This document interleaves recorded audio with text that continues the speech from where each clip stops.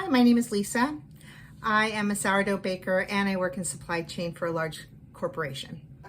I woke up this morning to hear that the port has shut down on the East Coast. The union is actively striking, and there hasn't been a conclusion just yet. Being that I work in supply chain, I know the ramifications of this very well. From 2020, it took a long time to recover from 2020. I would say at least a year. Supplies were not coming in. Things were running very delayed. So this is a time to prepare. This is a sign that it's time to prepare and make subtle changes in your life in order to roll with the punches of life, because right now we're living in rough times, but guess what? We're rougher, we're tougher. So I came up with a list of a few things that you can do to gain back your control over your food and your life. You can make your own products very simply. There's a ton of YouTube videos on how to make your own cleaning supplies, your own products. You can source local farmers markets, also local farms for your food if that becomes a problem. Hopefully it won't. You can also learn how to can. I'm going to learn how to can this year. That's something I've been really wanting to learn. So that's my next goal. You can learn how to sourdough bake. You don't need yeast.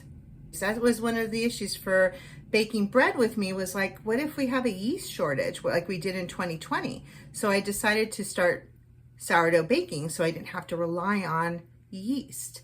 So you can start taking little bits of control back to your life by making subtle changes, just tiny changes like not using yeast in your bread.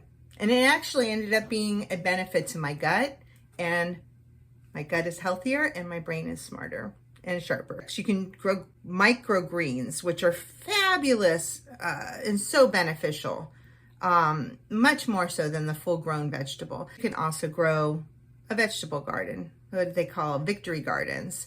Back in the war times when people grew their own fruit and vegetables because they couldn't rely on the government for food or the food chain, the food supply chain for food.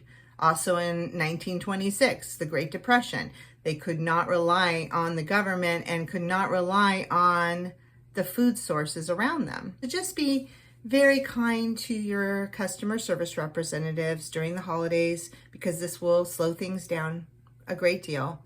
And be kind to each other. Be patient with each other.